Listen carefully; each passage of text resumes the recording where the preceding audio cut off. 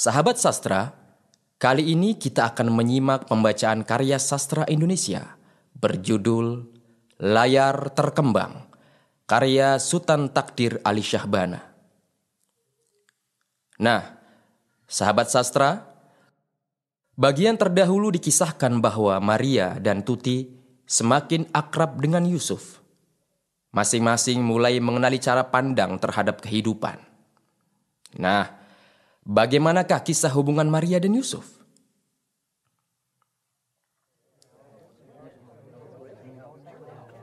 Palu berbunyi berdegar beberapa kali di atas meja. Orang banyak yang kusut kacau berserak dalam gedung permupakatan. Selaku tiba-tiba dikuasai oleh suatu tenaga yang gaib.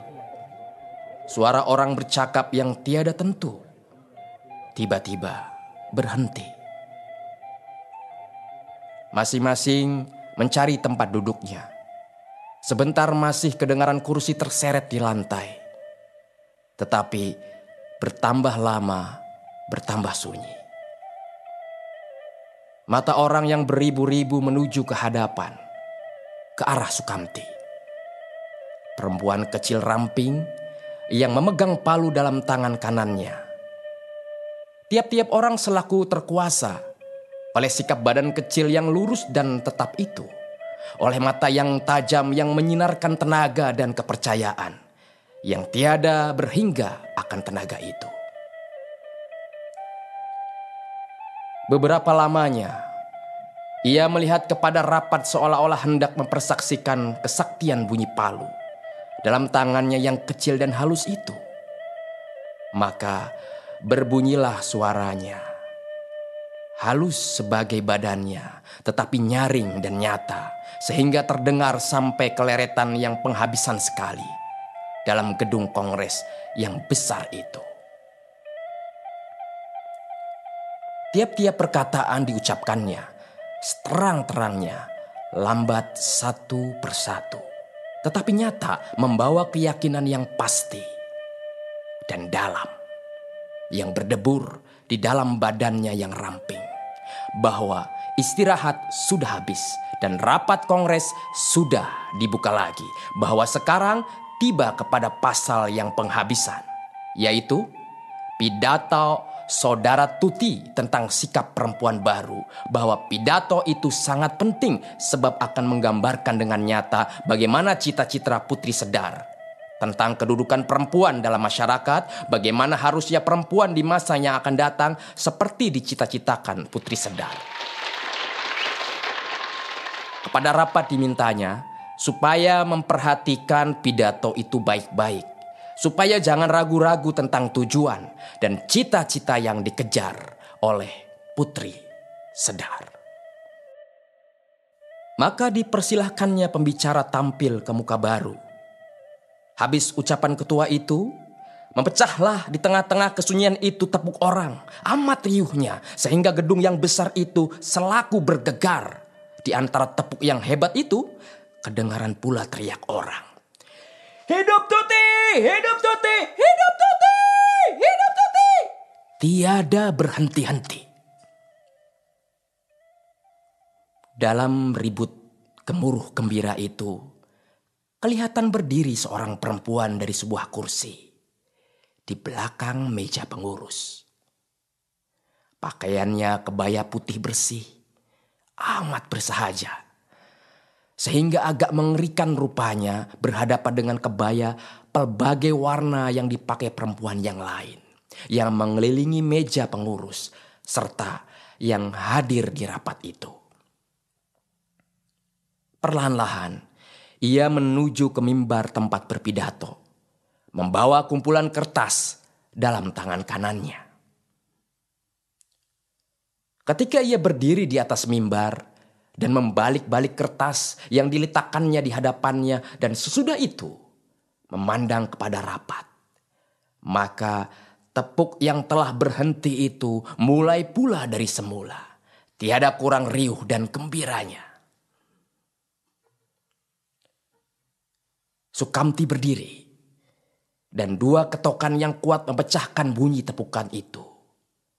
Sehingga dalam sekejap gedung yang gemuruh itu sepi mati.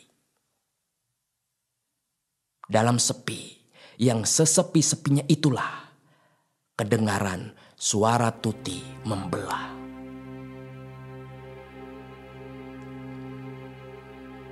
Saudara-saudaraku kaum perempuan, rapat yang terhormat. Berbicara tentang sikap perempuan baru, sebagian besar ialah berbicara tentang cita-cita bagaimanakah harusnya kedudukan perempuan dalam masyarakat yang akan datang.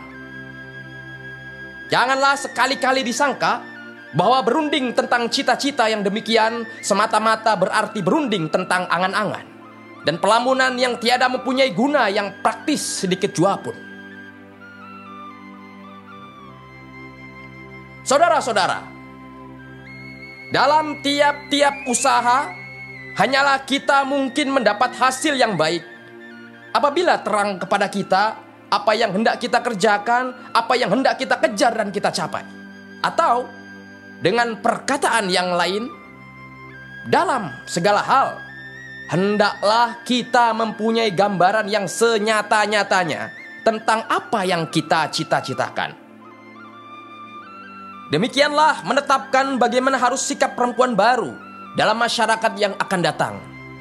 Berarti juga menetapkan pedoman yang harus diturut waktu mendidik kanak-kanak perempuan waktu sekarang. Untuk sejelas-jelasnya melukiskan perempuan baru seperti dicita-citakan Putri Sedar. Bagaimana sikapnya dan bagaimana kedudukannya. Dalam segala cabang masyarakat, haruslah kita lebih dahulu menggambarkan seterang-terangnya sikap dan kedudukan perempuan bangsa kita di masa yang silam. Tiap-tiap perkataan yang diucapkan dengan penuh kegembiraan, penuh semangat itu meresap kepada segala yang hadir. Tuti telah terkenal seorang pendekar yang pandai memilih kata, yang dapat mengucapkan katanya dengan kegembiraan seluruh hatinya. Sehingga tertarik dan terhanyut segala orang yang mendengarkan.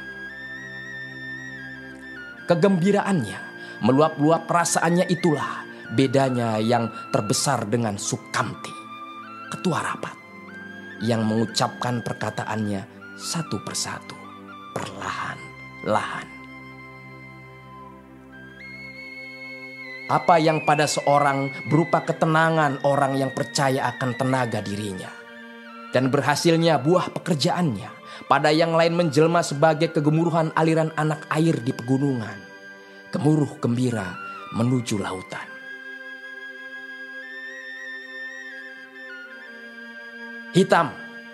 Hitam sekali penghidupan perempuan bangsa kita di masa silam. Lebih hitam, lebih kelam dari malam yang gelap. Perempuan bukan manusia seperti laki-laki yang mempunyai pikiran dan pemandangan sendiri, yang mempunyai hidup sendiri. Perempuan hamba sahaya, perempuan hanya budak yang harus bekerja dan melahirkan anak bagi laki-laki dengan tiada mempunyai hak. Setinggi-tingginya ia menjadi perhiasan, menjadi permainan yang dimulia-muliakan selagi disukai, tetapi dibuang dan ditukar apabila telah kabur cahayanya, telah hilang serinya, kemauan sendiri.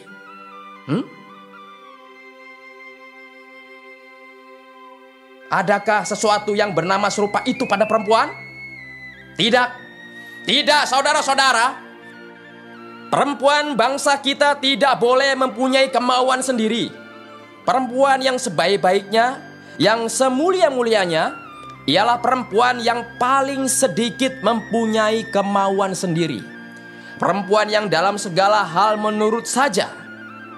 Maksud hidup perempuan ialah untuk mengabdi, untuk menjadi sahaya. Dan telah selayaknya budak atau sahaya tidak mempunyai kemauan sendiri, tetapi semata-mata menurut kemauan orang yang diabdinya.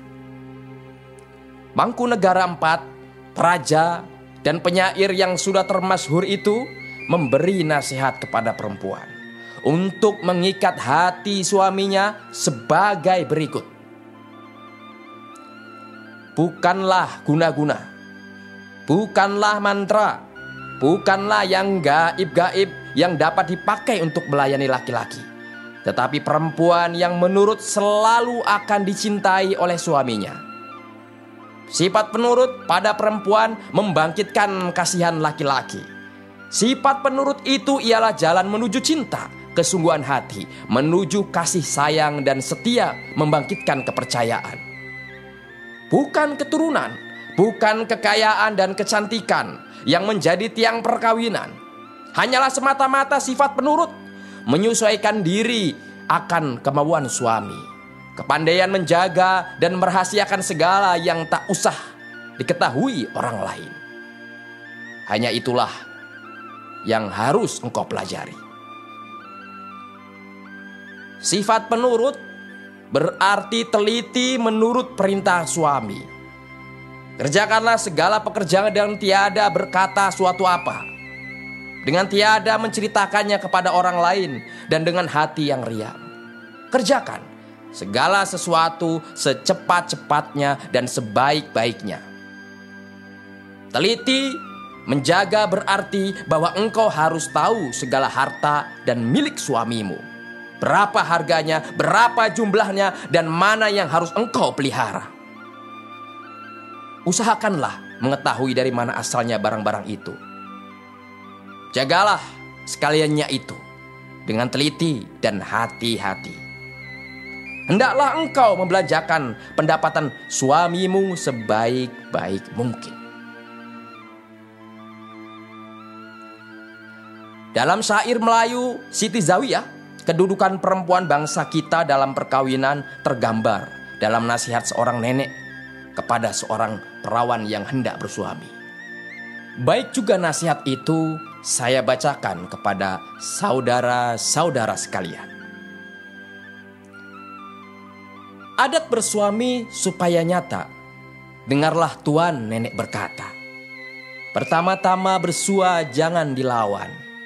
Dibuat seperti laksana tuan. Dan kedua nafsu jangan ditahan. Barang kehendaknya ia turutkan. Ketiga yang patut tuan kerjakan. Keempat jangan tuan menduakan. Itulah sempurna nama perempuan. Minta izin barang pekerjaan. Hendak tuan berbuat bakti kepada suami bersungguh hati. Jangan tuan berdua hati, kasih sayang sampai mati. Barang kerjanya jangan dilarang, itulah tandanya yang kita sayang. Pada suami bersama timbang, serta jangan lupakan sembahyang. Melainkan ini ilmunya nenek, jikalau boleh tuan memakai. Akal yang panjang janganlah pendek, mahkota jangan tiada baik. Inilah ilmu nenek yang nyata, dengar baik-baik pengajar beta. Kendati bersuami orang yang buta, jangan sekali tuan membuat kata. Meskipun jahat laku suaminya, terima baik pada hatinya. Puji jua barang lakunya, yakni tiada syak pada hatinya. Kendati jahat kita punya laki, jangan dikata, jangan dimaki. Hati jua kita baiki, jangan disebut dikata lagi. Meskipun suami tiada peduli, tiada mendapat sekali-kali, atau lain ia beristri, jahat baik jangan peduli. Jikalau suami tiada pulang, jangan dikabarkan kepada orang. Apa lakunya jangan dilarang, kita jalankan akal yang terang. Demikian kias orang bestari, tanda berkasih laki dan istri. Kendati jahat laki sendiri, kepada orang jangan dikabari. Nah saudara-saudara, agaknya telah sangat jemu saudara-saudara mendengarkan saya membaca nasihat-nasihat yang sangat manis untuk kaum perempuan ini. Tetapi saudara-saudara, sekali-sekali baik kita menginsyafkan yang serupa itu. Ia menyatakan dengan seterang-terangnya kepada kita anggapan bangsa kita terhadap kepada perempuan. Dan mentalitas demikian jangan sekali-kali kita sangkakan sudah lenyap. Dari Sabang sampai ke Merauke, dari Pulau Tambelan sampai ke Lautan Kidul, setiap hari masih diucapkan nasihat serupa itu. Sampai sekarang, sampai saat ini, dalam anggapan bangsa kita, perempuan itu bukanlah manusia yang mempunyai hidup sendiri. Hidupnya ialah sebagian daripada hidup laki-laki. Kegirangannya ialah menjaga kegirangan laki-laki. Kepentingannya ialah menjaga kepentingan laki-laki. Dalam segala hal, ialah harus menyesuaikan dirinya kepada suaminya. Kepentingan dirinya sendiri, sedih dan senangnya, keinginan dan kebenciannya sendiri sebagai manusia, itu tiada diindahkan. Itu tiada pernah dipikirkan. Dan sesungguhnya lah, bagi perempuan dalam lingkungan bangsa kita, tujuan hidup tidak lain daripada menjadi istri, menjadi hamba laki-laki. Di sisi itu tidak mungkin ada tujuan hidup yang lain. Segala sifat, segala kecakapan diarahkan menuju perkawinan, menuju pekerjaan, mengabdi pada laki-laki. Dan untuk menjaga supaya perempuan itu jangan insaf akan kedudukannya, akan nasibnya yang nista itu, maka diikat oranglah ia dengan bermacam-macam ikatan, bermacam-macam adat, bermacam-macam kebiasaan, bermacam-macam nasihat. Perempuan dikurung orang dalam rumah sampai bersuami. Perempuan tiada boleh berjalan kemana kehendaknya. Segalanya itu namanya melindungi perempuan dari kejahatan dan aib. Tetapi pada hakikatnya, segalanya itu melemahkan perempuan. Ia terpencil dari dunia. Pengalamannya kurang dan seluk-beluk dunia tiada diketahuinya. Di manakah pula dahulu orang tua berdaya upaya hendak mengajar anaknya pengetahuan yang lain? Daripada yang perlu untuk perkawinan seperti memasak dan menjahit. Sampai sekarang masih sering kita mendengar orang tua berkata, apa gunanya anak masuk sekolah ini atau sekolah anu? Sekaliannya itu akan percuma saja. Sebab kesudahannya ia masuk ke dapur juga. Demikian perempuan tinggal bodoh. Dan oleh bodohnya lebih bergantunglah ia kepada kaum laki-laki. Makin mudahlah laki-laki menjadikannya hambanya dan permainannya. Pendidikan budi pekerti perempuan semata-mata ditujukan untuk keperluan laki-laki. Segala sifat lemah itulah dijadikan sifat perempuan yang termulia. Perempuan mesti sabar, perempuan mesti lemah lembut, perempuan mesti pendiam. Berjalan perempuan tiada boleh lekas-lekas, berbicara dan tertawa tiada boleh keras-keras. Dalam segala hal ia harus halus. Dengan jalan demikianlah, maka perempuan kita sekarang tidak berharga sedikit jua pun. Segala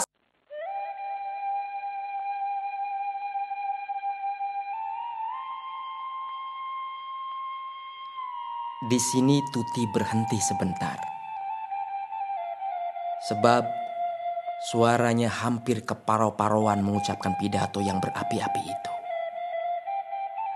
Sekejap, ia minum air yang tersedia dalam gelas di hadapannya. Maka dengan suara yang nyaring, keluar dari mulutnya selaku protes.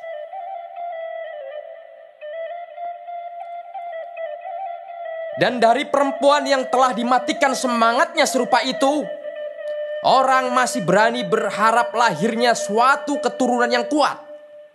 Adakah saudara-saudara permintaan yang lebih gila daripada itu? Panjang lebar Tuti menerangkan pengaruh seorang ibu dalam didikan anak yang di kemudian hari akan menjadi orang besar. Bahwa perempuanlah yang pertama kali memimpin anak dan menetapkan sifat-sifat yang mulia. yang seumur hidup tidak berubah lagi dalam jiwa anak. Bahwa ibu yang sekarang tidak bedanya dengan mesin pengeram. Tiada mungkin dapat menyerahkan keturunan yang berharga pada dunia. Bahwa segala usaha untuk memperbaiki keadaan bangsa yang tiada melingkupi perbaikan keadaan perempuan tiada akan berhasil. Selaku hanya menyirami daun dan dahan tanaman-tanaman, sedangkan uratnya dibiarkan kekurangan air. Sesungguhnya lah, hanya kalau perempuan dikembalikan derajatnya sebagai manusia, barulah keadaan bangsa kita dapat berubah. Jadi perubahan kedudukan perempuan dalam masyarakat itu bukanlah semata-mata kepentingan perempuan. Kaum laki-laki yang insaf akan kepentingan yang lebih mulia dari kepentingan hatinya, yang loba sendiri tentu akan harus mengakui itu. Tetapi lebih-lebih dari segalanya, haruslah kaum perempuan sendiri insaf akan dirinya dan berjuang untuk mendapat penghargaan dan kedudukan yang lebih layak. Ia tidak boleh menyerahkan nasibnya kepada golongan yang lain, apalagi golongan laki-laki yang merasa akan kerugian. Apabila ia harus melepaskan kekuasaannya yang telah berabad-abad dipertahankannya, kita harus membanting tulang sendiri untuk mendapatkan hak kita sebagai manusia. Kita harus merintis jalan untuk lahirnya perempuan yang baru, yang bebas berdiri menghadapi dunia, yang berani membentangkan matanya melihat kepada siapa jua pun, yang percaya akan tenaga dirinya dan dalam segala soal pandai berdiri sendiri dan berpikir sendiri, yang berani menanggung jawab atas segala perbuatan dan buah pikirannya. Malahan yang hanya akan melangsungkan sesuatu pekerjaan yang sesuai dengan kata hatinya, yang berterus terang mengatakan apa yang terasa dan terpikir kepadanya dengan suara tegas dan keyakinan yang pasti. Pendeknya, manusia yang sesungguhnya manusia, yang hidup semangat dan hatinya dan segala penjuru mengembangkan kecakapan dan kesanggupannya untuk keselamatan dirinya dan untuk keselamatan pergaulan. Tiadalah mungkin lagi ia terkurung dalam lingkungan rumah. Seluruh dunia yang lebar menjadi gelanggangnya. Bukanlah semata-mata perkawinan yang menjadi tujuan hidupnya. Dalam bermacam-macam pekerjaan, jiwanya yang gelisah dan pencari akan mendapat kepuasan. Ia akan menyerbukan dirinya dalam dunia pengetahuan. Ia akan turut menyusun dan mengemudikan negeri. Ia akan menjelmakan jiwanya dalam seni. Ia akan turut bekerja dan memimpin dalam bermacam-macam pekerjaan dan perusahaan. Demikianlah perempuan yang dicita-citakan oleh Putri Sedar. Bukanlah perempuan yang berdiri dalam masyarakat sebagai hamba dan sahaya, tetapi sebagai manusia yang sejajar dengan laki-laki, yang tidak usah takut dan diminta kasihani, yang tiada suka melakukan yang berlawanan dengan kata hatinya, malahan yang tiada hendak kawin apabila perkawinan itu baginya berarti melepaskan hak-haknya sebagai manusia. Manusia yang mempunyai hidup sendiri dan berupa mencari perlindungan dan meminta kasihan. Ya, pendeknya 100% manusia bebas dalam segala hal. Dan ketika kalimat yang penghabisan, yang dikatakan dengan tekanan yang keras dan tegas itu, lenyap mengalun. Sekejap yang pendek, sepi mati.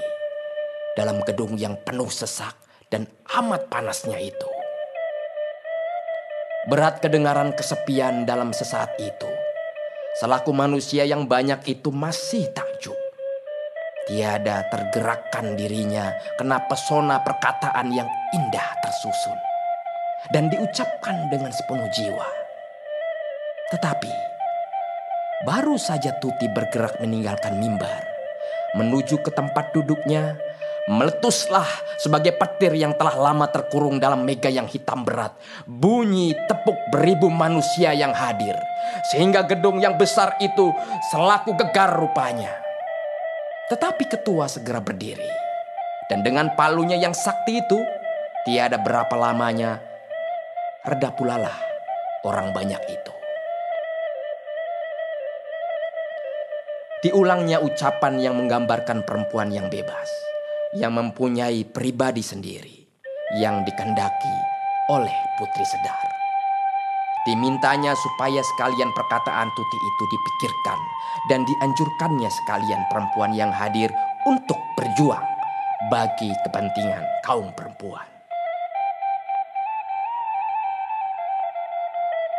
Akhirnya, ditutupnya kongres itu dengan ucapan, mudah-mudahan bertambah kuatlah barisan Putri Sedar, sehingga usahanya lebih cepat berhasil.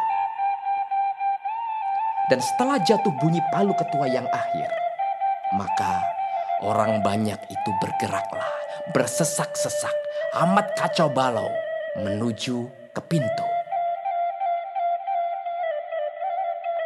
Telah 10 hari Yusuf pada orang tuanya di Martapura. Dalam 10 hari ini, sesungguhnya ia melepaskan lelah sesudah ujiannya untuk doktoral pertama dan kedua berturut-turut. Tiap-tiap pagi pukul 9 baru ia bangun. Buku tak pernah disinggungnya.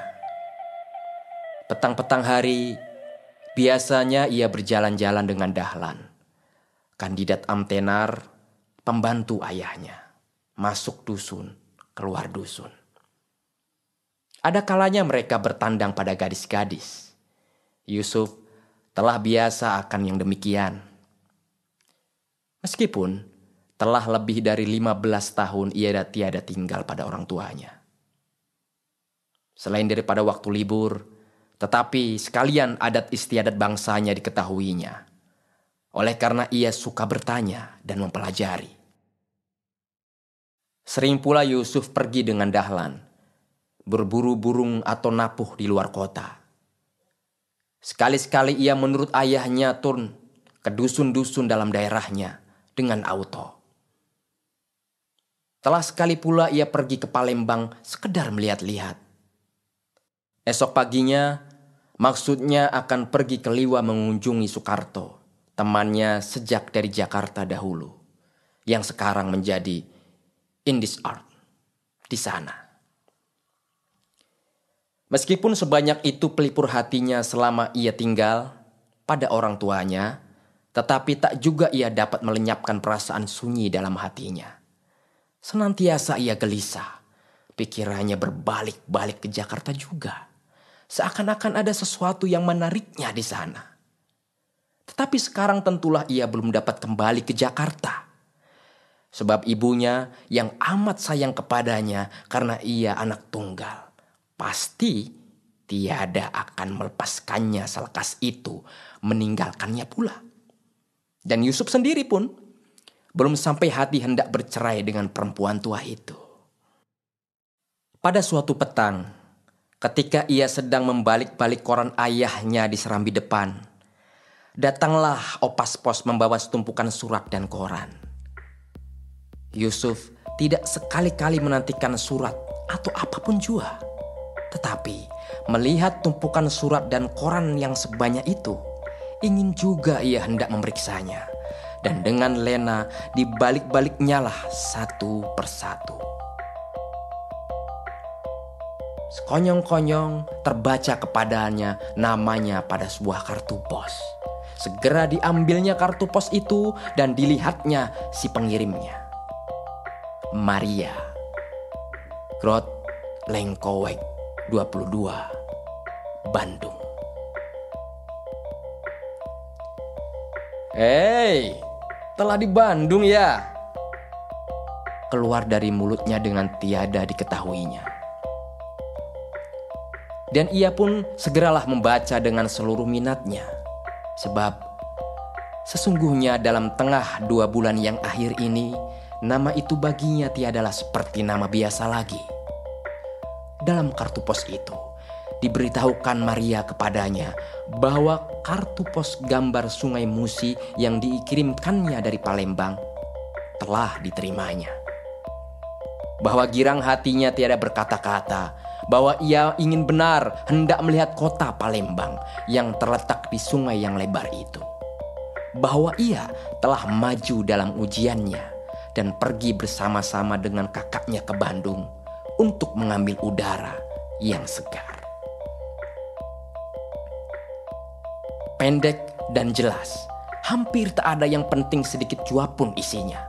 Tetapi bagi Yusuf, tiap-tiap perkataan itu mempunyai arti yang lain. Sedap dan nikmat perkataan itu menari-nari di dalam kalbunya. Setelah beberapa kali diulangnya membaca surat itu, maka diletakkannya lah perlahan-lahan di atas meja.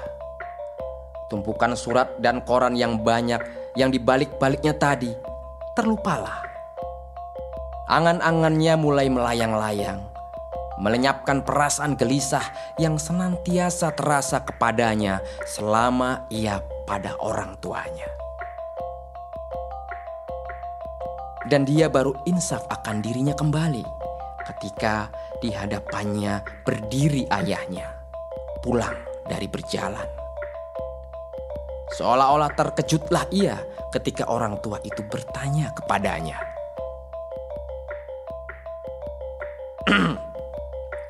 "Mengapa engkau termenung?" "Tidak, ayah,"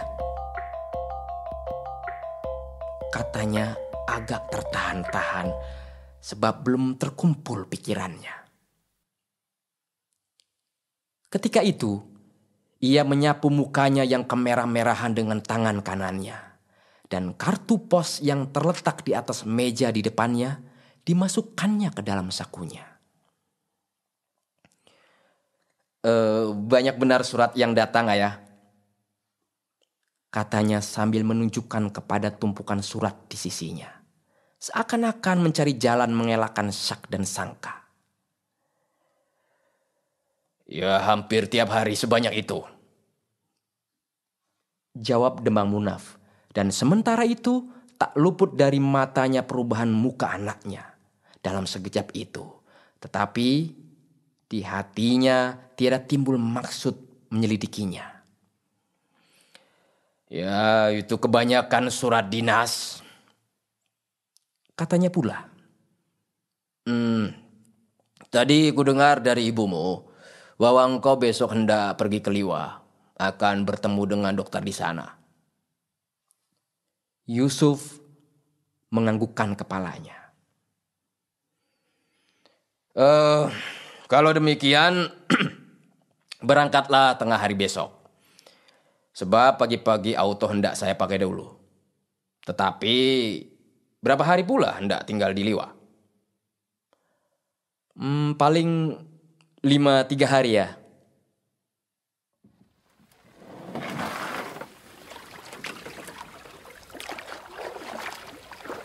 Ayahnya pun masuklah dan Yusuf berdiri akan berpakaian karena ia hendak berjalan-jalan dengan Dahlan di tepi sungai Komering.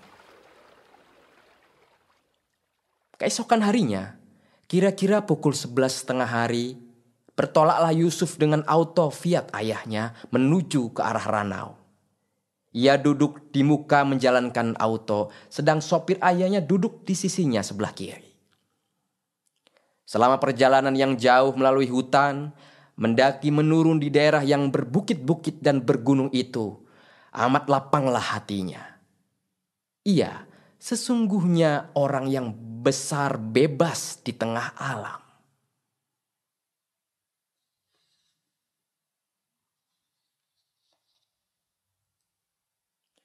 Waktu kecilnya, ayah bundanya tiada seperti ayah bunda Amtenar yang lain yang mengikat anaknya di rumah oleh karena sayang berlebih-lebihan kepada anaknya.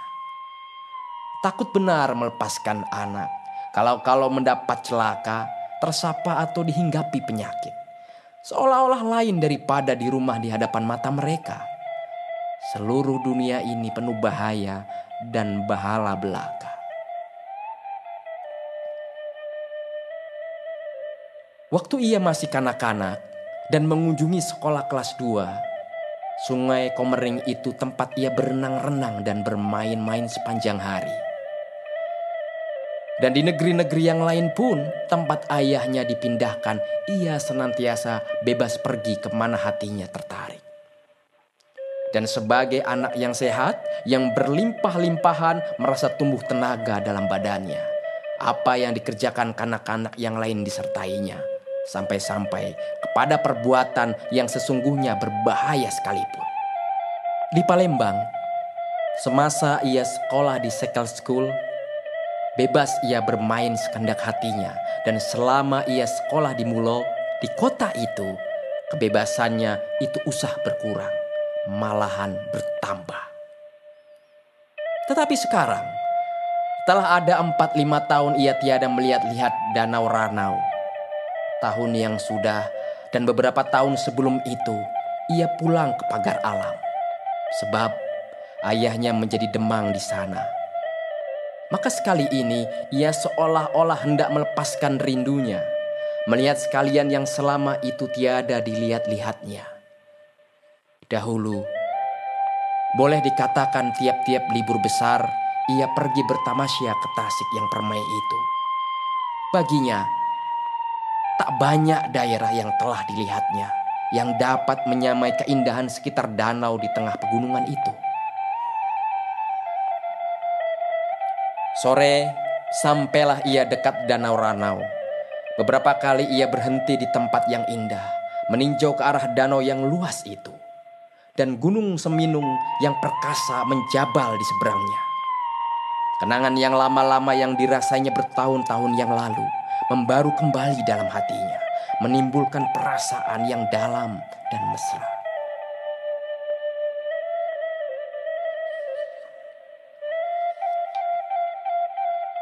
Senja hari, ketika matahari telah terbenam penuh keindahan di balik gunung-gunung.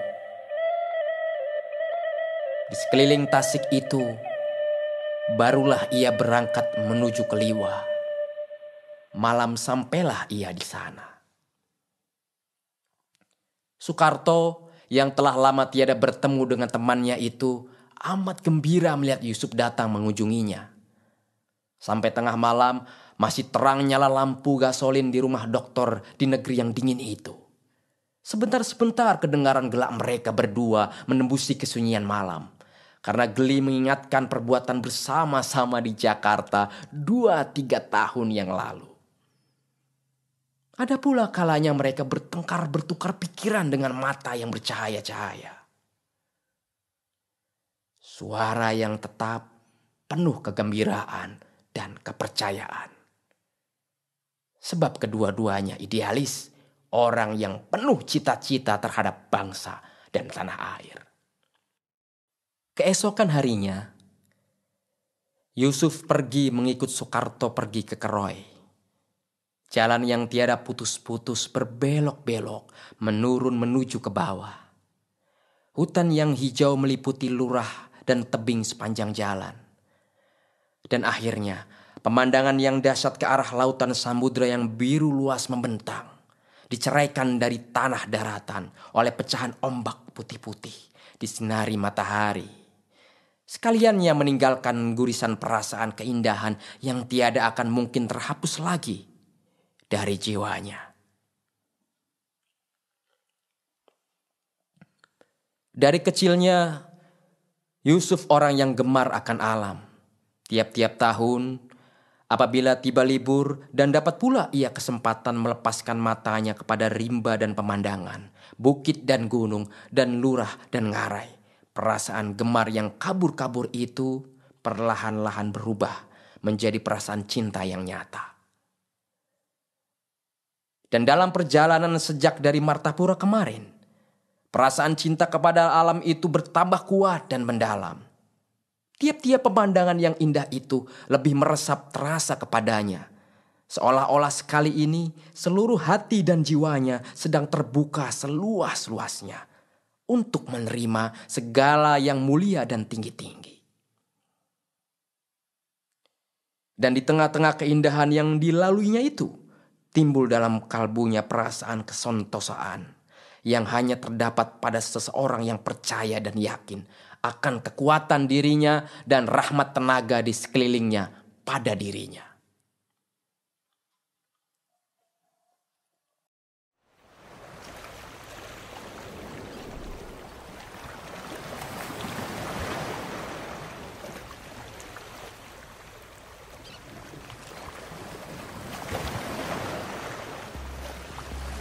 Tiba di Keroy, Soekarto pergi ke poliklinik tempat ia mengobati orang sakit. Yusuf mengikutinya, melihat-lihat sebentar di poliklinik yang sangat bersahaja itu. Sudah itu pergi berjalan-jalan ke tepi pantai. Bau air yang rangsang, gemuruh bunyi ombak memecah, dan pemandangan kepada air yang putih-putih yang tiada berhenti-henti berkejar-kejaran dari tengah, seolah-olah memenuhkan, melimpahkan perasaan dalam kalbunya. Sehingga geli-geli rasa kaki dan tangannya. Dengan tiada diketahuinya, ia telah mengejar ambai-ambai yang amat cepat berlari-lari di pasir yang lembab lembut. Di tempat karang-karang menjorok ke tengah, ia pun meninggalkan pasir dan berlari perlahan-lahan melompat-lompat dari karang ke karang di antara lopak-lopak yang tenang dan jernih airnya. Di tempat ombak memecah, berderai-derai menjadi buih yang putih kapas, ia berdiri memandang kepada ombak yang gelisah belia itu. Maka dibukanya sepatunya. Dising-singkannya pantolannya. Berkerumuk naik ke atas lututnya. Ia pun melangkah, beberapa langkah ke muka sehingga dapat ia membasahkan kakinya pada pecahan ombak yang sejuk rasanya itu. Geli rasa air asin itu melimburi kakinya, masuk ke sela-sela jarinya, dan pada seluruh badannya terasa kepadanya perasaan nikmat gembira. Oleh karena dalam udara laut yang segar itu lebih lekas darah remajanya mengalir di seluruh badannya. Ia pun memandang ke tengah laut tempat ombak menggulung tinggi akan memecah. Terus jauh ke tengah tempat alun berkejar-kejaran menuju ke daratan. Dan akhirnya sampai ke pertemuan langit dan air, tempat kedua-duanya menjadi biru kabur. Dan dari atas karang, tempat ia dapat meninjau sejauh-jauh mata memandang, timbullah dengan mesra dalam hatinya perasaan dan keinsafan bahwa ia sebagian dari alam yang besar dan tidak berbatas. Maka terasalah kepadanya apa yang tak ada pada jiwanya yang hasrat dan pencari itu selama ia di kota yang besar di tengah-tengah perbuatan manusia yang cantik dan indah, yang besar dan mahal. Perasaan kekecilan dan kelemahan diri, tetapi dalam kekecilan dan kelemahan itu menyertai kebesaran dan kedahsyatan Khaliqul Alam, seperti terjelma dalam segala perbuatannya. Segar rasa dirinya lahir batin di tengah alam yang bersih dan tak terusik oleh perbuatan manusia itu. Dan dalam kemesraan perasaan yang demikian itu, dalamlah terinsaf kepadanya bahwa manusia itu tiada dapat dilepaskan dari pengaruh alam. Bahwa alam itulah pangkal segala tenaga, asal segala perasaan dan pikiran yang menyebabkan manusia dapat berbuat segala yang luhur dan besar. Bahwa dalam kesibukan perjuangan hidup setiap hari, tak boleh tidak ada kalanya manusia itu perlu menarik dirinya merampati alam, agar pekerjaan dan usahanya mempunyai tujuan yang nyata, agar jangan ia terkandas dan tersekat pada terusan dan aluran dangkal yang digalinya sendiri baginya, agar dalam keinsafan akan besar tenaganya dan banyak yang dapat dikerjakan, ia terpelihara dari perasaan kesombongan yang bukan-bukan. Sebabnya, pada hakikatnya dalam segala perbuatannya yang kecil atau besar, ia tak lain daripada sebagian daripada alam. Ia tak lain daripada menyudahkan bagiannya dalam susunan alam yang tak terduga awal dan akhirnya. Beberapa lama, Yusuf tafakur berdiri di tengah-tengah ketenangan dan kesentosaan alam. Sebab baginya waktu itu bunyi ombak memecah tiada putus-putusnya. Berlagu turun naik itu lambang ketenangan dan kesentosaan alam yang gemuruh di tengah-tengah ketenangan dan kesentosaannya, dan tenang dan sentosa di tengah-tengah kegelisahan gemuruhnya. Maka perlahan-lahan Yusuf berbalik menuju ke tepi pula menjinjing sepatunya. Berjalanlah ia selangkah-selangkah di atas karang. Sekali-sekali direncahnya lopak-lopak yang dangkal sehingga lutut, dan di sana sini berhentilah ia melihat ikan dan binatang laut yang lain berenang dan berkejar-kejaran dalam air lopak-lopak yang bening-bening di antara tumbuhan-tumbuhan laut yang kuning kelabu. Menjalarlah di seluruh badannya perasaan berbahagia melihat binatang-binatang yang kecil, yang riang gemirang, bermain-main di sela karang. Tak diusik dan tak mengusik, tak dijaga dan tak berpenjagaan. Makhluk yang berbahagia keluar perlahan-lahan dari mulutnya, dan perkataan itu seolah-olah tafsir perasaannya sendiri.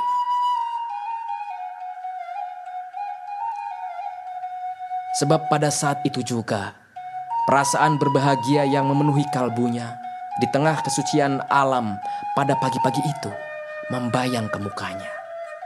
Melengkungkan bibirnya menjadi senyum antara nampak dan tiada. Terus ia berjalan menuju ke tepi dengan tak berpikir.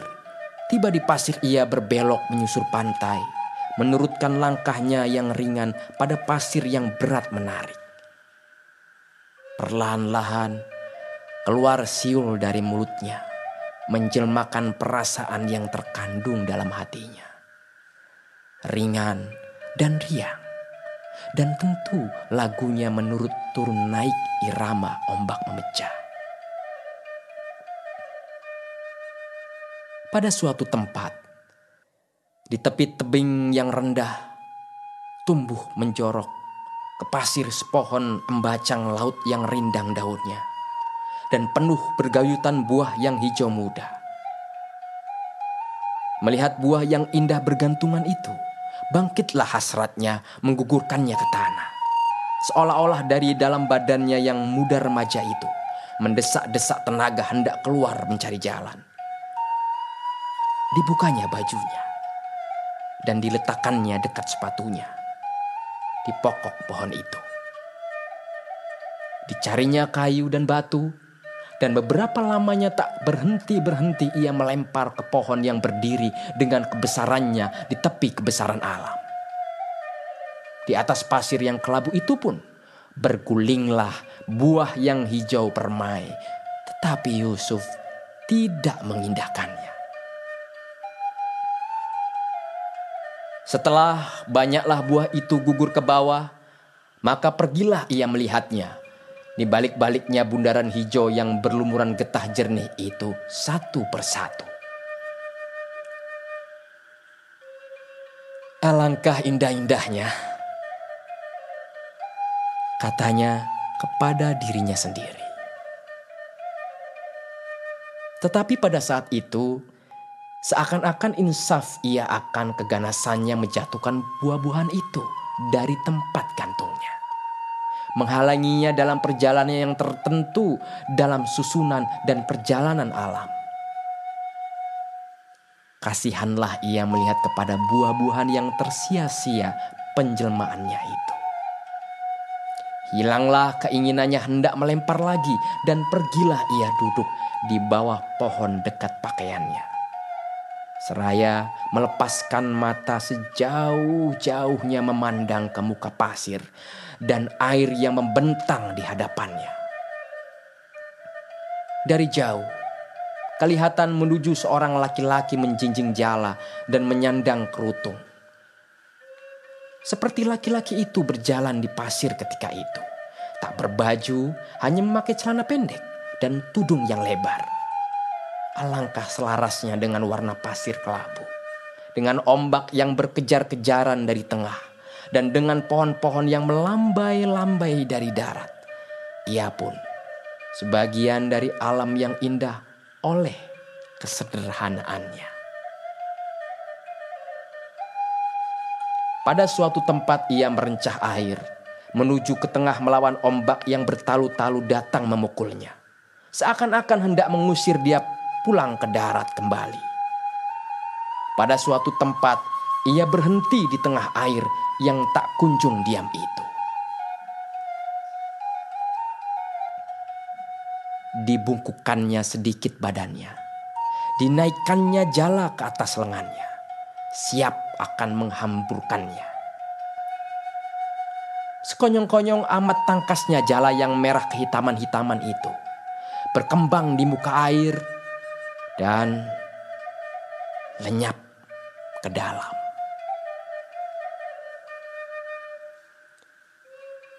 Yusuf pun berdiri dari tempat duduknya dan seraya menggulung kaki pantolannya sampai naik ke pahanya. Ia berlari-lari masuk air menuju ke tukang penangkap ikan itu. Didorong oleh keinginan melihat yang tak tertahan-tahan. Tiba dekatnya berhentilah ia. Takjub melihat ikan yang putih jernih sebagai perak baru disepuh meleting-leting di antara benang jala. Dan satu persatu dipindahkan oleh tangan hitam kisut kedinginan ke dalam kerutung. Beberapa lamanya diturutkannya tukang jala itu dengan tak ingat sekejap jua pun akan waktu dan akan panas matahari. Dan ketika penangkap ikan itu hendak pulang ke rumahnya, membawa kerutungnya yang penuh itu, barulah Yusuf insaf bahwa hari telah tengah hari dan bahwa sepagi-pagi itu ia berjemur di panas yang tajam. Pergi ia kembali ke pokok kayu, tempat sepatu dan bajunya direnggangkannya, pantolannya sedapat-dapatnya. Dan dengan lengah berjalanlah ia perlahan-lahan menuju kota. Kebetulan Sukarto sudah selesai pekerjaannya, sehingga ketika itu juga dapatlah mereka bertolak kembali ke Liwa. Meskipun ia bukan masuk golongan orang yang menghabiskan waktunya di lapangan olahraga, tetapi petang itu ia turut bermain tenis dengan Sukarto bersama-sama dengan opsiter dan asisten Dembang Liwa. Hari Minggu keesokan harinya pagi-pagi benar pergilah mereka dengan auto ke Kota Batu di tepi Danau Ranau, lengkap membawa makanan dan minuman serta kail dan senapang. Di sana mereka menyewa sebuah sampan dan sehari-harian itu mereka pesiar di muka tasik dengan 2 orang tukang dayung. Berjam-jam mereka menjatuhkan pancingnya dan banyaklah ikan yang dapat ditangkap mereka. Letih menangkap ikan, disuruh mereka rapatkan perahu ke tepi dan dari air berganti-ganti mereka menembak burung pada dahan-dahan kayu yang menjorok ke tengah. Pada tempat yang baik, kadang-kadang mereka naik ke darat mencari buah-buahan yang boleh dimakan sambil berburu. Ada pula kalanya mereka berhanyut-hanyut tak tentu arahnya, sambil bercakap-cakap melompat dari suatu pasal ke pasal yang lain, dengan tak berpedoman. Kedua tukang pengayuh itu Disuruh mereka meriwayatkan cerita tua-tua tentang penghuni dan keajaiban danau yang lebar itu. Tentang ikan yang bersisik emas, tentang naga dan ular yang sakti-sakti dan sebagainya. Yusuf meresapkan sekaliannya ke dalam hatinya.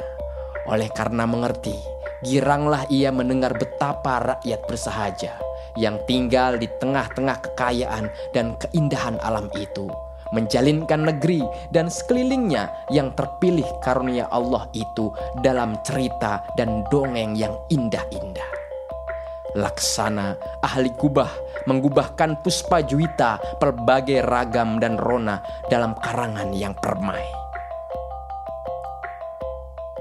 Dan terasa-rasa kepadanya seakan-akan seluruh tasik yang menyerupai cermin yang jernih, yang berbingkaikan hijau indah itu, sesungguhnya ketika itu penuh oleh ikan yang bersisik emas, permainan peri dan mambang yang halus molek. Setelah puas pula mendengar cerita itu, berganti-ganti mereka mencoba mendayung. Alangkah beratnya rasa perahu yang besar itu, alangkah payah mengemudikannya, seolah-olah dalam segala hal ia sengaja melawan kehendak jurumudinya yang baru itu. Dan kalau telah pedih tangan mereka mengayuh, maka mereka serahkan dayung itu kembali kepada kedua tukang kayu yang bersahaja itu, yang melihat pekerjaan mereka dengan minat dan perhatian. Tetapi tak dapat mengerti seperti orang tua payah mengerti melihat perbuatan kanak-kanak.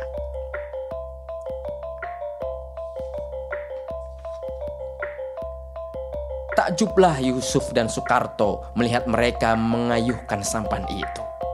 Hampir-hampir tak tercegah dayung ke air. Tetapi alangkah lancar perahu itu maju, seakan-akan ia sebuah seludang yang ringan, yang ditolak oleh tangan kanak-kanak dengan senyum dan gelak. Lemas dan tangkas ia berbelok di muka air itu, meninggalkan jejak yang panjang yang berpendar beralur-alur. Tengah hari mereka turun ke darat. Di tempat yang rendah berpasir-pasir menyerupai pantai. Di sana mereka mengeluarkan makanan dan menghidupkan api akan membakar ikan dan burung yang diperolehnya. Di bawah pohon yang rindang, di tepi rimba yang lebat, dan di dekat air tasik yang jernih itu, mereka makan sepuas-puas hatinya. Habis makan, beberapa lama pula mereka berdua berguling-gulingan di bawah pohon. Melepaskan lelah dinyanyikan oleh angin rimba yang lemah lembut, dan ketika matahari telah mulai rembang dan bayang-bayang batang kayu mulai memanjang ke sebelah timur, barulah mereka bersiap akan kembali. Di kota batu, mereka naik auto pula kembali ke Liwa. Malam itu, penghabisan Yusuf bermalam di rumah temannya di daerah yang indah permai itu. Pagi-pagi keesokan harinya, sama-sama mereka meninggalkan Liwa. Sukarto menuju ke Keroy dan Yusuf ke Martapura. Maka tertutuplah bagi Yusuf sebagian dari hidupnya yang tak mudah dilupakannya. Dalam 3 hari itu, telah tumbuh perasaan keindahannya mendekati kesempurnaan. Kalbunya yang penerima itu telah terbuka seindah-indahnya. Laksana kembang yang baru mekar di waktu fajar telah terkembang sepermai-permainya, menantikan sinar matahari yang pertama.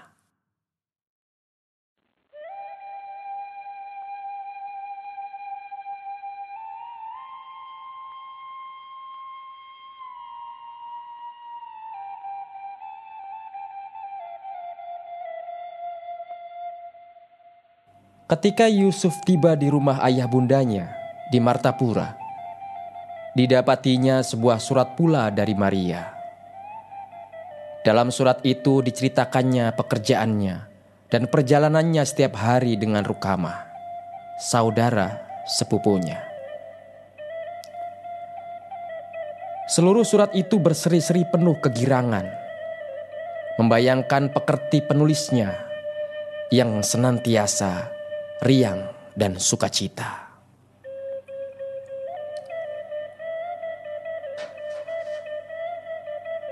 Pada akhirnya, dikatakannya bahwa Tuti sudah bertolak ke Sala untuk menghadiri kongres perikatan perkumpulan perempuan.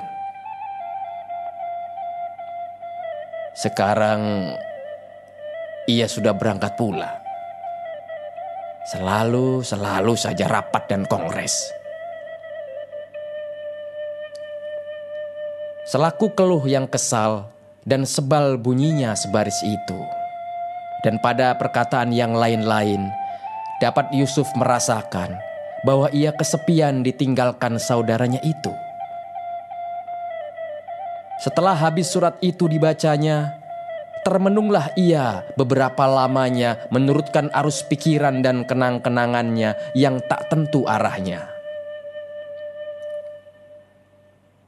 Tetapi makin lama ia termenung, makin berupa dan terbentuklah sesuatu keyakinan di dalam hatinya.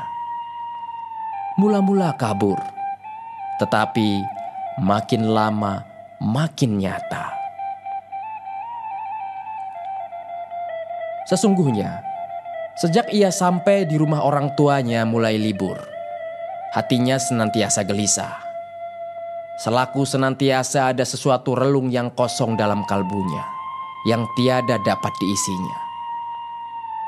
Telah sering ia memikirkan apakah sebabnya, maka libur sekali ini lain rasanya dari sedia kala. Dan di tengah keindahan alam, di perjalanan ke Liwa dan ke Keroy, kegelisahan hatinya itu bertambah seakan-akan oleh tamasya, kepermaian, dan kebesaran alam yang dilihatnya dalam beberapa hari itu. Relung itu bertambah dalam dan mesra terasa. Dan kini, setelah membaca surat Maria yang mengeluhkan kesepian dirinya, itu laksana terbayang-bayanglah kepada Yusuf jalan yang harus ditempuhnya untuk melepaskan dirinya dari perasaan gelisah yang tak tentu itu. Di dasar jiwanya, terdengar kepadanya Bandung memanggil. Di sana, kalbunya yang telah terbuka seluas-luasnya oleh keindahan gunung dan jurang, oleh gemuruh ombak dan ketenangan tasik, oleh hijau daun-daunan dan biru langit yang jernih, akan menjadi sempurna, mengecap kenikmatan bahagia yang teruntuk bagi segala manusia. Ketika tiba-tiba arus pikirannya tertahan, mendengar bundanya mengetuk pintu kamarnya mengatakan bahwa Dahlan menantinya di luar akan mengajaknya berjalan-jalan. Ketika itu telah tetaplah keputusannya. Ia akan pergi ke Bandung selekas-lekasnya. Sambil mengeluh, dimasukkannya kertas surat yang kemerah-merahan itu dalam sampulnya dan disimpannya dalam saku dalamnya. Ia pun pergilah mendapatkan Dahlan. Tak berapa lama antara kedua bersahabat itu telah berjalan-jalan di sekitar Martapura. Waktu makan malam, Yusuf mengatakan kepada orang tuanya bahwa ia 5 hari lagi akan berangkat ke Jakarta karena ada keperluan berhubung dengan sekolahnya. Mendengar itu, bundanya yang belum puas bercampur dengan anaknya yang tunggal itu membantah dan mencoba menahan Yusuf. Melihat bundanya bersungguh-sungguh benar menaburnya, lemahlah hati Yusuf, sehingga diturutkannya kehendak bundanya menunda berangkatnya beberapa hari.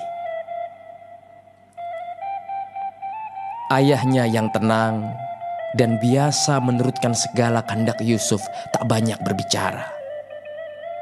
Sebab ia tahu bahwa ia boleh percaya kepada anaknya itu.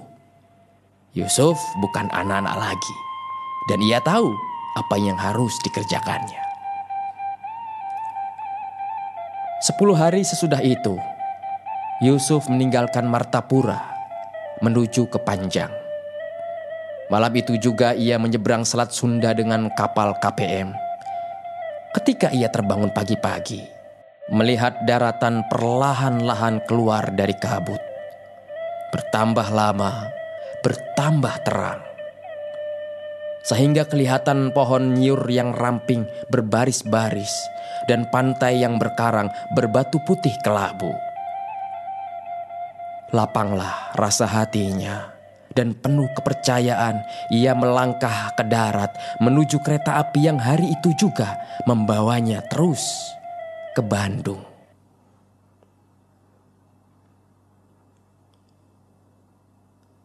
Pukul 7 pagi-pagi keesokan harinya, Yusuf meninggalkan Hotel Pasundan, naik sado menuju Grote Lengkowek.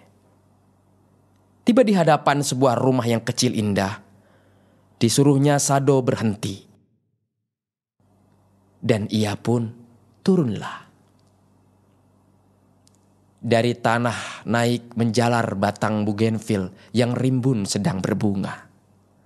Lembayung merah yang mesra yang amat permai rupanya terbayang pada cat rumah yang putih bersih itu.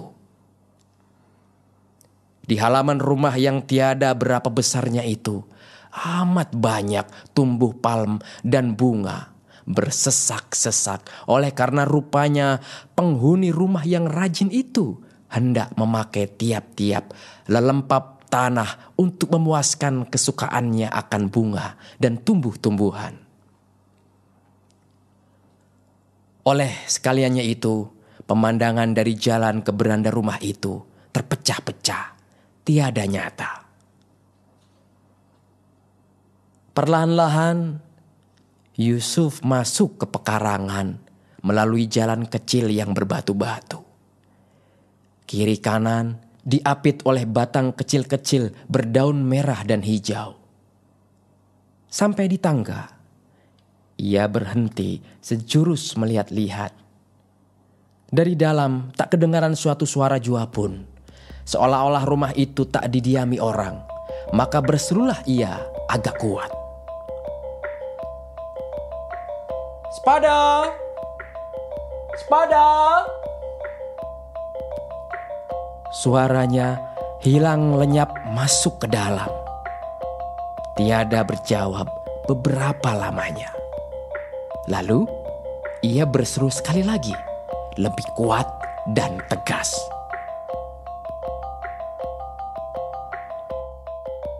Dari dalam suara halus menyahut,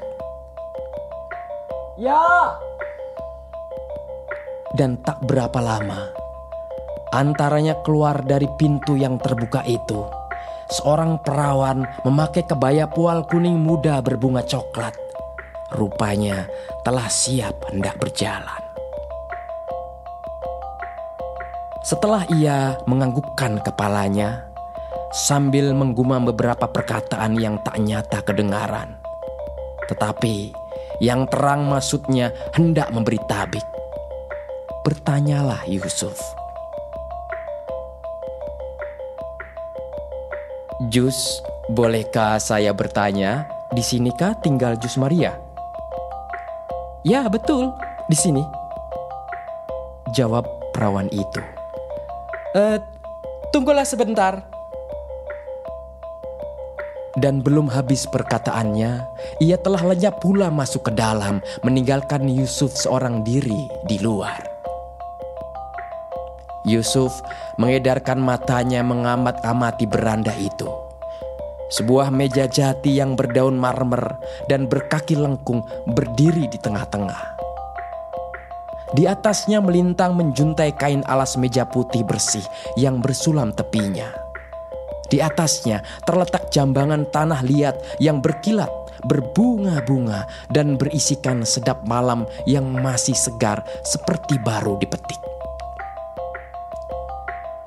Di 4 penjuru beranda itu terdapat pot kuningan yang berisi kembang begonia merah jambu di atas standar yang tinggi dan ramping.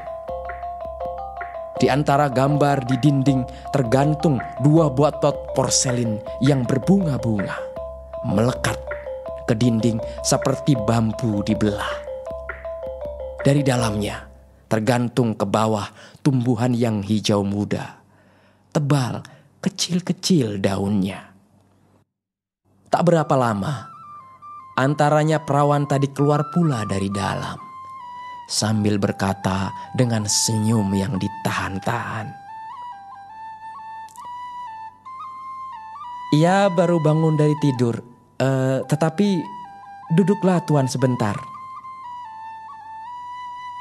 Belum habis perkataannya itu, dari balik pintu tersembul kepala perempuan, takut berani melihat keluar. Tetapi tiba-tiba perempuan itu melangkah keluar dan sambil tersenyum kemalu-maluan, Maria menuju kepada Yusuf mengulurkan tangannya.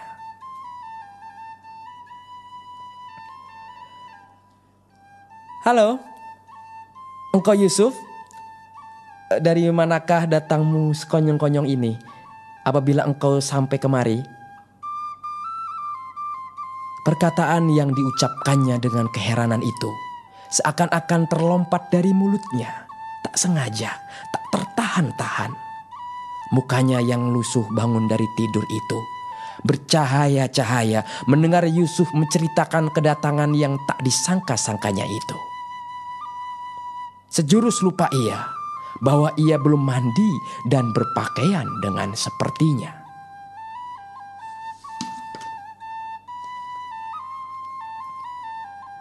Tetapi ketika ia teringat kembali akan itu, merahlah mukanya dan berkatalah ia sambil tersenyum, sehingga kelihatanlah susunan giginya yang putih. Saya belum mandi lagi. Seperti ini pergi keluar. Yang akhir ini diucapkannya seraya memandang kepada kimono biru berbunga putih besar-besar yang berjabir-jabir melilit badannya yang ramping. Sudah itu katanya pula,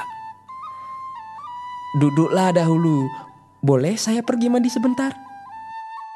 Tetapi ketika ia hendak masuk, ingatlah ia bahwa ia belum memperkenalkan Yusuf dengan saudara sepupunya yang selama itu berdiri tak berapa jauh dari meja. Ia pun berbalik dan berkata pula, "Engkau berdua tentu belum berkenalan." Ia saudara sepupu saya, Rukamah." Dan sambil melihat kepada Rukamah, katanya, "Kenalan kami dari Jakarta. Yusuf, student pada sekolah tabib tinggi." Yusuf dan Rukamah sama-sama menganggukkan kepala memberi hormat kepada masing-masing. Ketika itu keluar pula Tuti. Setelah ia bersalam dengan Yusuf, melihatlah ia kepada Maria, seraya berkata dengan bencinya, "Setinggi ini hari belum mandi lagi, dan ia berani pula keluar. Cis!" Muka Maria merah mendengar kata saudaranya itu, dan sambil tersebut kemalu-maluan, katanya, "Temanilah Yusuf, saya pergi mandi dulu." Dan ia pun lenyaplah ke dalam.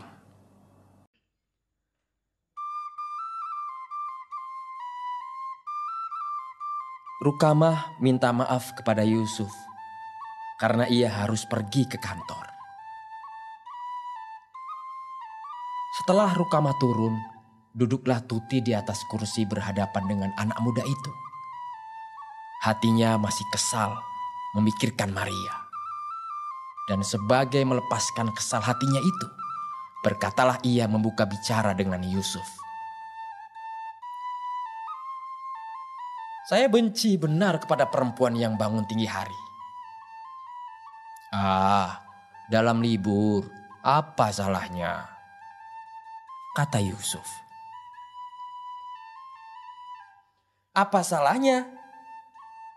Salah benar tidak, tetapi siapa saja akan mengatakan bahwa bangun dan menyelesaikan diri pagi-pagi lebih baik. Tentu. Tetapi sekali-sekali apa salahnya jika kita melanggar kebiasaan itu?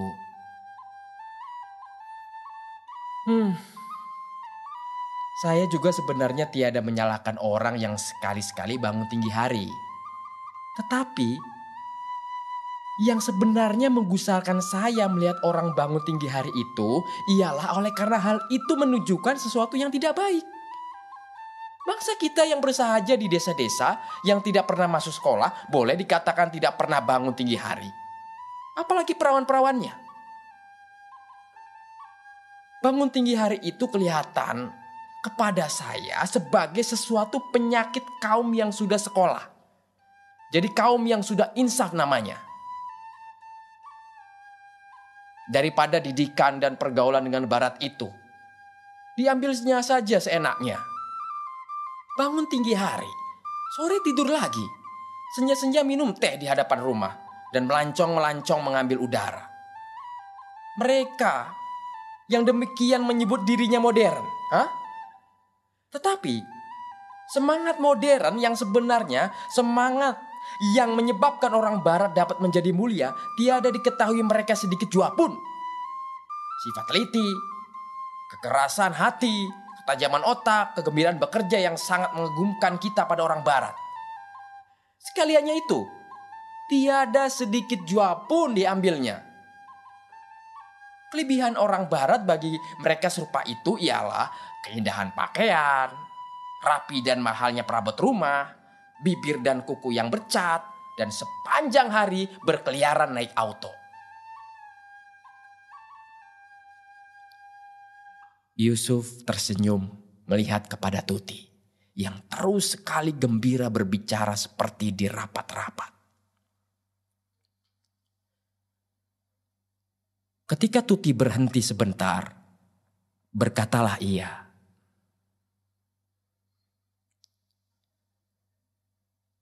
"Kalau itu maksudmu saya setuju.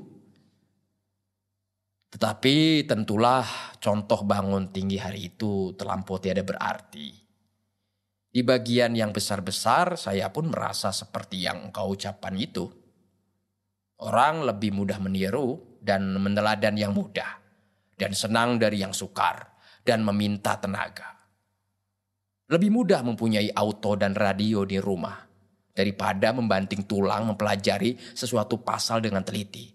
Atau mengerjakan sesuatu pekerjaan yang besar seperti dilangsungkan orang barat. Ya, kaum terpelajar kita sama sekolahnya, sama gelarnya, sama rupa rumah dan merek autonya.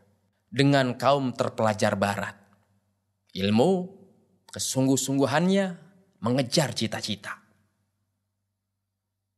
Keluh orang mengatakan, kaum terpelajar bangsa kita tidak produktif, kurang banyak menghasilkan. Sesungguhnya mengandung kebenaran. Iya, itulah yang saya maksud. Boleh jadi contoh tidur meninggi hari itu terlampau kecil dan tiada berarti. Saya benci kepada yang tidur meninggi hari itu. Oleh sebab hal itu, saya sanggup sebagai suatu akibat dari suatu pendirian yang hendak enaknya saja. Dalam kita menuju ke suatu cita-cita, yang kecil-kecil itu tiada sekali-sekali boleh kita lupakan. Kita harus konsekuen, harus tetap pendirian, sampai kepada pasal yang kecil-kecil pun. Terutama sekali dalam pergerakan perempuan menurut pengalaman saya, sekaliannya itu harus diingatkan dan ditunjukkan. Segala orang mau menyebutkan dirinya modern. Segala orang hendak pergi ke rapat. Tetapi rapat itu bagi kebanyakan orang menjadi tempat mempertontonkan pakaian, menjadi mode show. Dapat dihitung jumlahnya orang yang menjadi anggota suatu perkumpulan karena sesungguh-sungguhnya oleh keinsafan hati. Saya mengerti yang kau maksud, kata Yusuf menyela. Keadaan seperti engkau tunjukkan itu bukan hanya terdapat di kalangan perempuan, tetapi tidak ada bedanya di kalangan laki-laki. Tetapi janganlah kita menyangka bahwa kita akan dapat melenyapkannya sama sekali. Oh, sama sekali tentu tidak, sambut Tuti dengan tetap. Tetapi kewajiban kita ialah menambah sebanyak-banyaknya mereka yang insaf itu. Kita harus menginsafkan mereka akan perbedaan antara isi yang sebenarnya dengan kulit. Untuk itu kita harus menggambarkan dengan senyata-nyata di mata watas isi dengan kulit.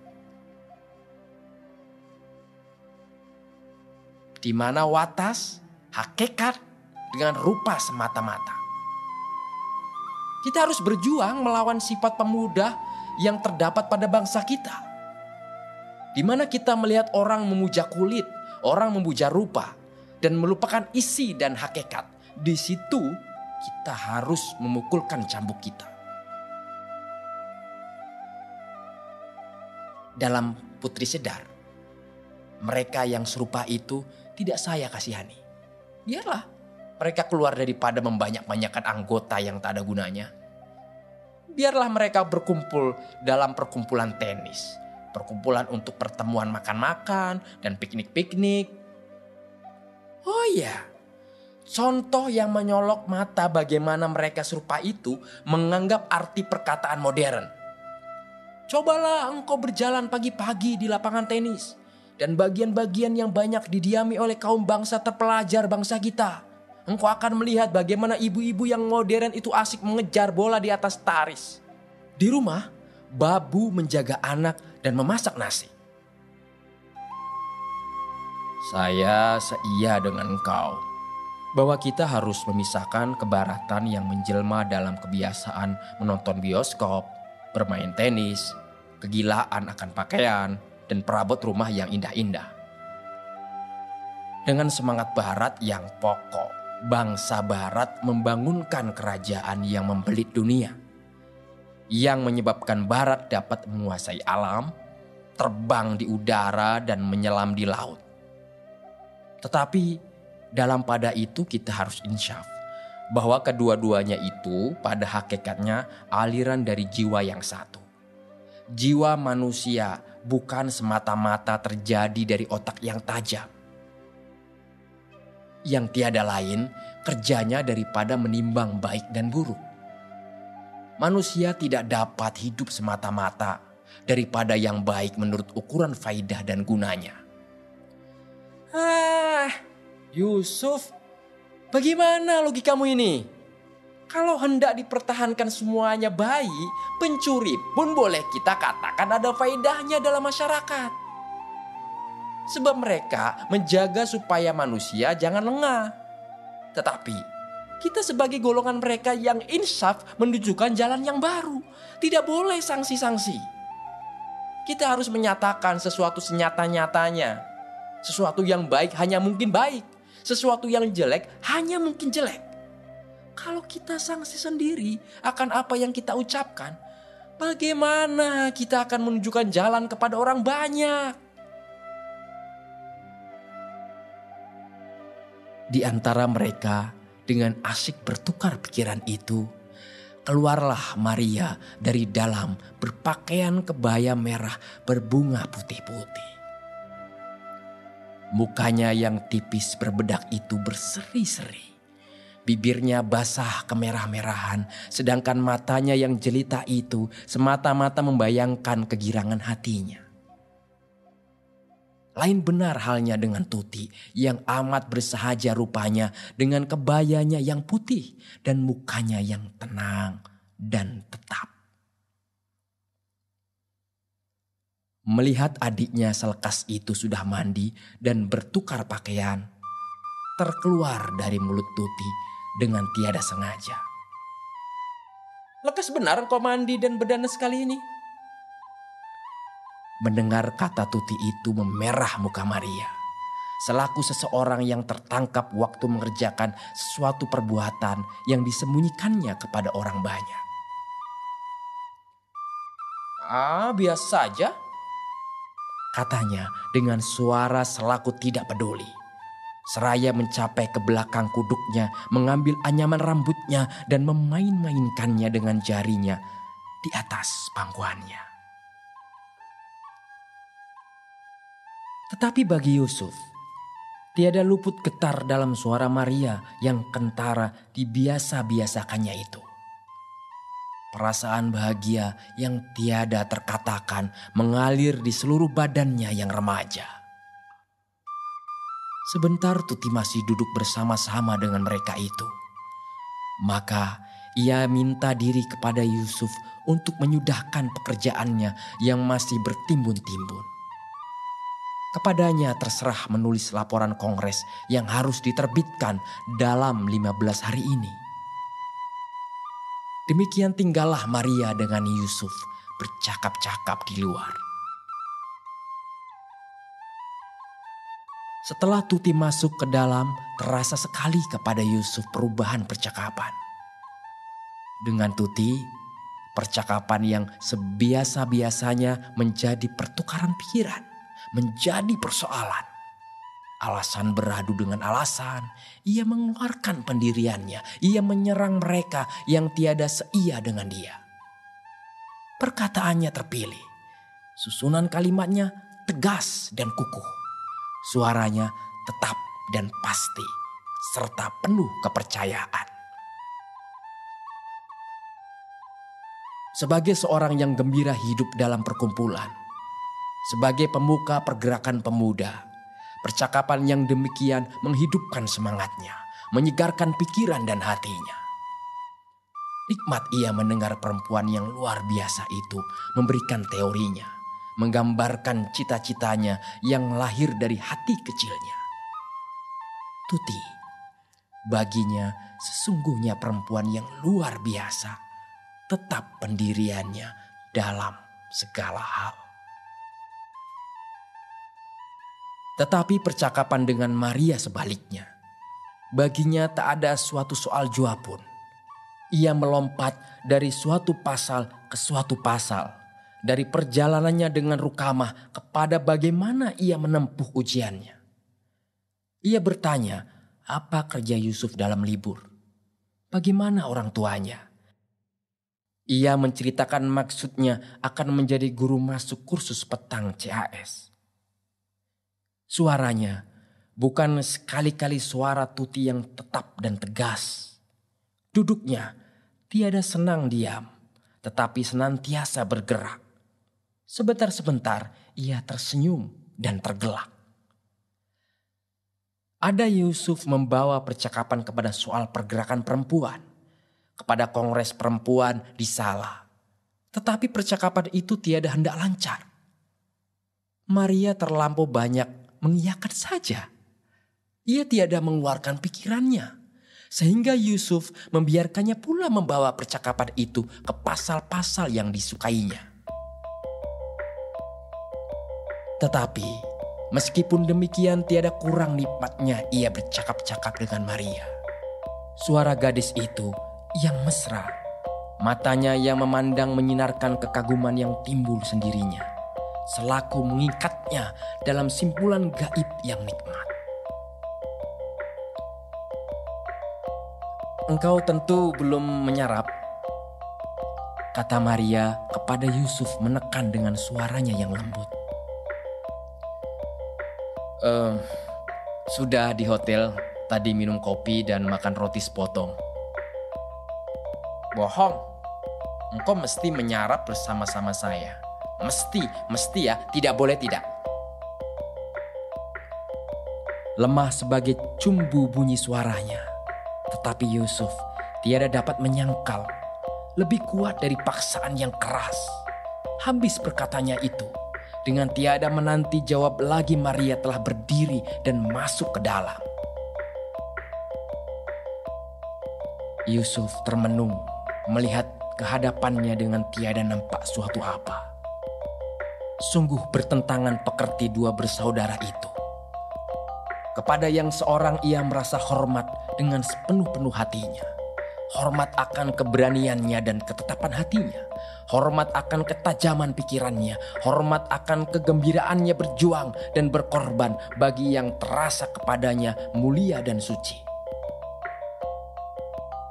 Pada yang seorang lagi, perasaan hormat itu diganti oleh perasaan yang gaib, yang tiada terkatakan.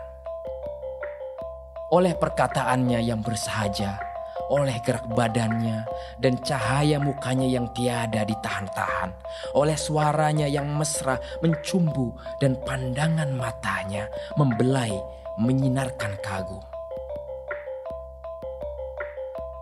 Maka dalam bermenung itu sayup-sayuplah terasa kepadanya, bahwa dalam perasaan hormatnya kepada yang seorang ada tersembunyi perasaan takut. Dan jiwanya yang muda remaja itu tertariklah kepada perasaan yang gaib, yang nikmat melamun menghanyutkan dirinya, tiada tertahan-tahan. Sahabat sastra, demikian tadi pembacaan bagian kedua novel Layar Terkembang, karya Sultan Takdir Ali Syahbana. Bagaimana kisah Maria dan Yusuf yang makin akrab? Makin seru saja kan kisahnya? Simak terus kelanjutan novel ini di bagian berikutnya.